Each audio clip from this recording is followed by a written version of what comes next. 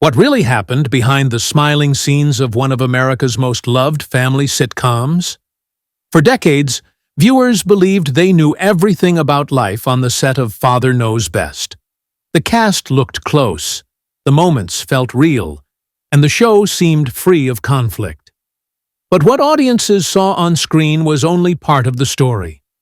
Some memories were kept private for years, while certain truths were never shared publicly. Keep watching as we uncover what Elinor Donahue finally says about her time on Father Knows Best. Miss Messenger called me one day and said, get up to Sunset Boulevard in this office of producer Gene Rodney. They're doing a show called Father Knows Best from the radio show. Find out anything, dear? Oh, sure, everything. And? He said he was reading. Paul's been acting very strange the last few days. He's been acting strange since he was born. This is different. I'm worried. So am I. Elinor Donahue grew up on a small stage before she ever knew the word spotlight. She was born Mary Elinor Donahue on April 19, 1937, in Tacoma, Washington, to Thomas William Donahue and Doris Genevieve Donahue. Her parents noticed early that she moved with a natural ease to music and dance, and they put her into lessons when she was still a toddler. From those first lessons, she moved quickly into local recitals, and then to bigger opportunities that would shape her life for decades. Her start in show business was literal. She learned to dance and sing, and those skills opened doors to film and radio work while she was still a child. She was known to friends and family as Mary Elinor at first, but the shorter stage name stuck as her career grew. As a child performer, she appeared in dancing chorus film roles and small parts in studio pictures. Her early credits show a steady stream of work throughout the 1940s and early 1950s, a mix of bit parts, ensemble dance numbers, and small speaking roles. Those years gave her a practical education in how film sets operated. She learned to take direction, to stand in the right light, and to turn nervous energy into a steady performance. That early training, in turn, made the jump to television feel less like a gamble and more like the natural next step in a steady career. When television began to overtake film as the dominant medium for American households, Donahue moved with it. She did guest spots and small television roles through the early 1950s and started to get noticed for a calm screen presence that read as both warm and capable. Her look and delivery made her a natural fit for family dramas and light comedies, where the network wanted performers who could appear trustworthy on screen and believable in the role of a daughter, friend, or neighbor. These early TV gigs tested her range. She could sing in a variety show appearance, take a small dramatic turn, or handle the pacing required for half-hour comedies. By the time the mid-1950s arrived, the stage was set for a role that would change everything. That role came with Father Knows Best. Cast as Betty Anderson, the eldest daughter, she stepped into a household show that aimed to mirror the ideals and anxieties of the post-war American family. The show cast Robert Young and Jane Wyatt as the parents and surrounded them with a set of children who each played clear parts in the family dynamic. Donahue's Betty was intelligent, polite, and often the voice of common sense. The performance hit the cultural mark. Viewers accepted her as part of a family they could recognize, and the show's steady ratings turned her into a familiar face across millions of living rooms. For 6 seasons, Donahue learned how a television schedule worked, how to carry a recurring storyline, and how to manage the public interest that comes with a high-profile series. Father Knows Best gave her steady exposure and made her a name to producers and casting directors for years after. Life during those years was not only about scripts and taping schedules.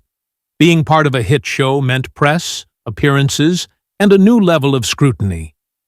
Donahue navigated those demands in a way that kept her public image solid and professional.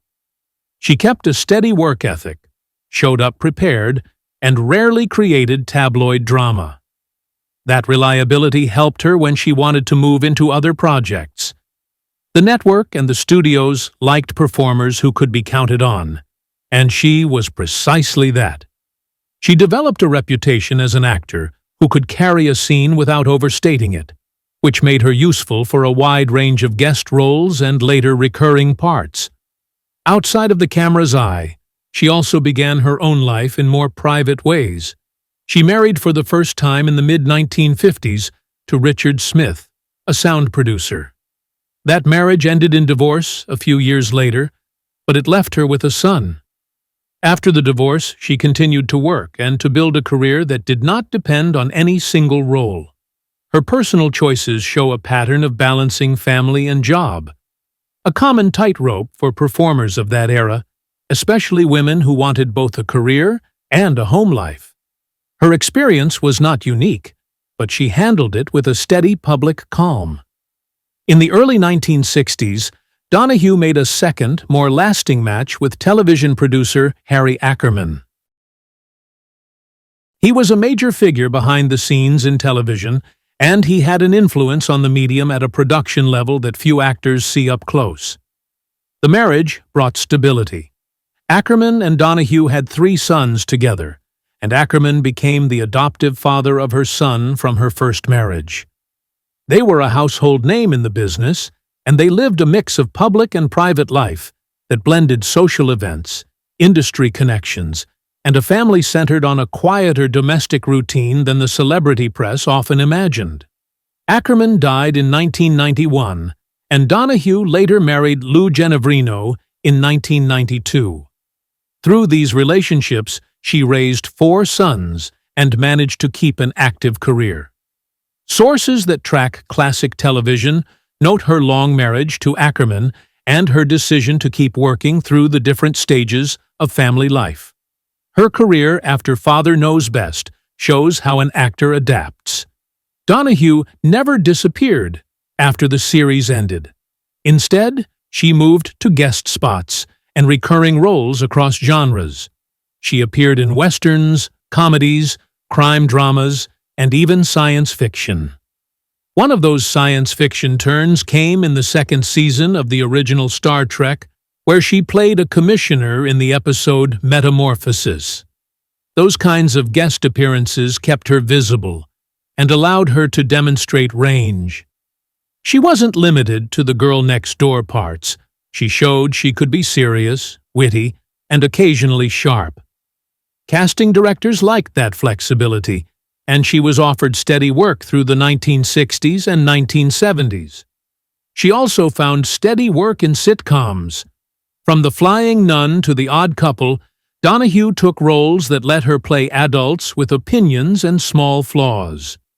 In The Odd Couple, she took on a recurring part that added a different comic energy to that series' central pairing. These roles were never about stardom in the tabloid sense. They were about being useful. She served the script. She gave the writers a reliable actor who could deliver lines cleanly, hit comedic beats, and make sure that supporting scenes stayed solid. That craft kept her career alive long after some of her contemporaries had slowed down or retreated from the public stage. In film, she continued to appear in smaller parts, sometimes uncredited, sometimes playing characters shaped to her screen persona. One memorable later film role was in Pretty Woman, 1990, where she played Bridget, a manager at a Beverly Hills clothing store. It was a small part in a major box office hit, but that placement mattered. It connected her to a new generation of viewers who might not have watched 1950s TV reruns.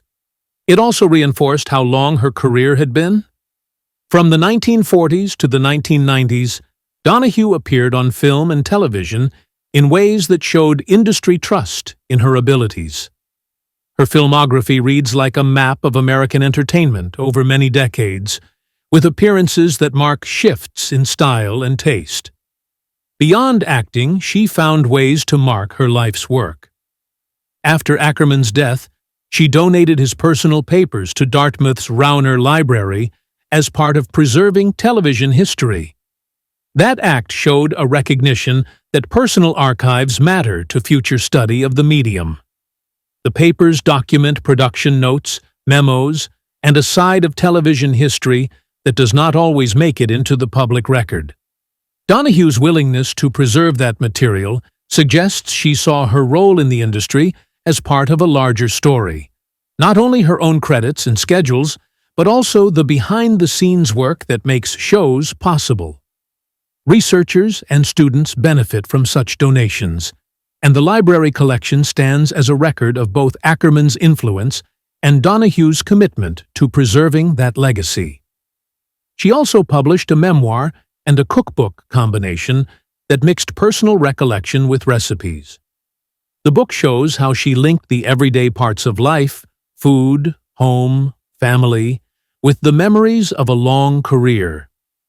That choice to write about the routine parts of life tells us something practical about how she framed her own story. If an actor who had worked through the rise of television could write about what she ate and how she fed her family, then she also tied her public life to private, ordinary practice. The memoir is not a star-studded tell-all. It is a record of a life built around performance and family. For those who follow classic television and kitchen culture, the book provided both inside stories and recipes that symbolized a long life in show business. Her approach to publicity stayed modest. Donahue did interviews and appeared at conventions and television retrospectives, and she responded to a public that wanted to reconnect with the past. She did not court headline-making controversy. Instead, she joined conversations about the history of TV because she felt it mattered to remember how the medium evolved. Those interviews often reveal a practical actor who values work and family. She told stories about the people she worked with and the routines of production in a way that emphasized collaboration rather than ego. That voice appealed to researchers, fans of classic shows, and younger actors who wanted concrete advice about sustaining a career. Her long run of guest roles across decades gave her a particular professional shape. She became one of those actors people recognized even when they could not place the exact name. That kind of recognition is a steady, quiet kind of success. It keeps a performer in demand because producers know the audience will accept them. Donahue's face carried a familiarity that fit many kinds of scenes: mother, neighbor, authority figure. She adapted as television changed, moving from the live-in-studio family sitcoms of the 1950s to the single-camera, location-based shows of later decades. That adaptability kept her working through television's many transitions. She also worked steadily in the 1980s and 1990s, including recurring parts on shows that had a different pacing than the early sitcoms. Shows like Dr. Quinn, Medicine Woman gave her a dramatic arc to inhabit, while sitcoms continued to reward her comic timing. That steady stream of work shows that she never relied solely on her early fame. She kept auditioning, kept accepting parts that fit her skills, and kept the discipline that had served her since childhood. The result was a career that lasted decades and touched many corners of American television. On the home front, she raised 4 sons, juggling the demands of long-term marriage, motherhood, and a busy schedule that included rehearsals, tapings, and occasional location shoots. Balancing family and career was never simple, yet Donahue's choices show a clear pattern. She prioritized steady parenting along with steady work. That pattern is familiar to anyone who has tried to maintain a profession while raising children. She made trade-offs, like leaving work for crucial family moments and taking small parts when the schedule demanded less. Her life gives a clear example of how a person in the entertainment business can aim for both professional continuity and family stability. Public recognition followed her in small, meaningful ways. Awards and nominations arrived, but they were not the center of her life. Instead, Emmy recognition in the late 1950s and later TV land honors acknowledged the quality of her contributions while reminding the public of how important reliable performers are to the medium. Fans of classic television continued to track reruns and ask for appearances. Her name remained attached to a particular era, the family sitcom of the 1950s, but she used that platform to remain relevant in later decades. That is a practical kind of longevity. Keep working. Be good at what you do, and let the body of work speak for itself. There were other small surprises in the arc of her career. She turned up on episodes of shows like Friends, which placed her in a new context and in front of younger viewers who had different comedic expectations. She also voiced characters in animated series and appeared in films that became part of different pop culture moments. These appearances show an actor who accepted small roles when they fit and used them as ways to connect with new audiences.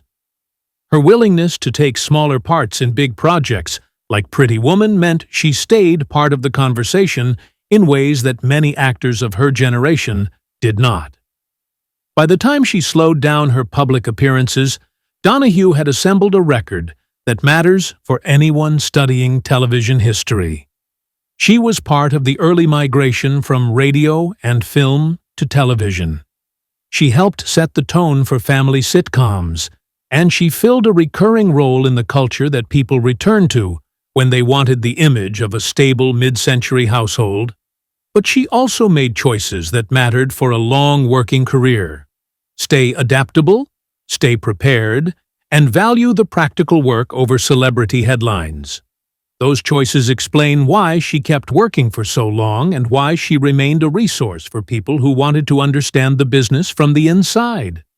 In her later years, Donahue became a quiet reference point for people who cared about the long history of American television.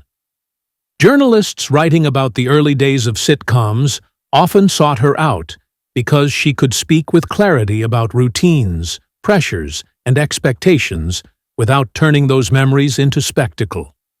She spoke about long rehearsal hours, about the discipline that studio schedules demanded, and about how much of television acting depended on listening rather than performing loudly. Those interviews added value because they described working life as it actually felt rather than how it looked from the outside. For younger performers, her stories offered a kind of practical education. Be prepared, be respectful on set, know your lines, and understand that consistency matters more than hype. She also stayed connected with fans in ways that felt personal rather than promotional. At classic television conventions and panel discussions, she took time to answer questions carefully, often recalling small details that showed how much attention she paid to her craft. Fans who grew up watching Father Knows Best often told her how much the show had meant to their families, and she received those stories with genuine interest. She understood that for many viewers, her work was tied to childhood memories, to evenings spent watching television with parents or grandparents. That awareness shaped how she approached public appearances. She treated those encounters as shared moments rather than as obligations. Her legacy also lives on through reruns and streaming platforms that have introduced her work to people born decades after the original broadcasts. A viewer discovering Father Knows Best today may see the show through a modern lens, noticing both its warmth and its limitations. Yet Donahue's performance still reads as grounded and sincere. That quality crosses generations because it does not rely on trends. It relies on clear delivery, honest reactions, and careful timing. Those skills do not expire when fashions change. They remain useful in any era of acting. Donahue's career also offers a broader lesson about longevity in the entertainment world. Many performers experience a brief period of attention and then disappear when tastes shift. Her path was different. She accepted that roles would change as she aged, She did not fight that reality by chasing parts that no longer fit. Instead, she took roles that matched where she was in life. Mother figures, professionals, community members, older women with opinions. That willingness to grow with her roles kept doors open. Producers could imagine her in many settings because she brought credibility to each one. Her personal life stayed largely out of public drama, which is itself unusual in an industry that often rewards exposure. She did not build her identity around scandal or reinvention. She built it around continuity. The long marriage to Ackerman, the years spent raising 4 sons, the ongoing work schedule, and the steady tone of her interviews all point to a person who valued stability. That choice did not make headlines, but it created a life that held together across decades. For many people, that kind of consistency is more meaningful than fame that rises and collapses quickly. As time passed, the conversation around early television began to shift. Scholars and historians started to treat classic shows as cultural artifacts worth serious study. In that environment, Donahue's experiences became part of a larger historical record. Her recollections helped explain how production worked in an era before digital editing, before short seasons, before streaming. She spoke about live audiences, about the pressure of performing scenes in sequence, and about the sense of teamwork that those conditions created. Those details help historians understand not just what audiences saw, but how that work was made. Her decision to donate materials connected to Ackerman's career also fits into this broader view of history. By preserving documents rather than discarding them, she helped protect evidence of how television was built from the inside. Production notes, correspondence, and planning materials give researchers tools to study decisions that shaped what appeared on screen. That kind of contribution often goes unnoticed by the general public, yet it matters deeply for anyone who wants to understand media history beyond surface-level nostalgia. Even in periods when she was less visible on screen, Donahue did not disappear from the cultural record. Her work continued to circulate through reruns, home video releases, and online discussions. Fan communities devoted to classic television kept her name active, sharing clips, interviews, and photographs. Younger viewers who discovered old sitcoms through family members or online platforms often expressed surprise at how natural her performances felt compared to more exaggerated styles they expected from older shows. That reaction speaks to the clarity of her acting choices. If you enjoyed this story and learned something new today, please hit the like button, share this video with anyone who loves classic television, and don't forget to subscribe to the channel so you never miss our next deep dive into Hollywood history. Thanks for watching.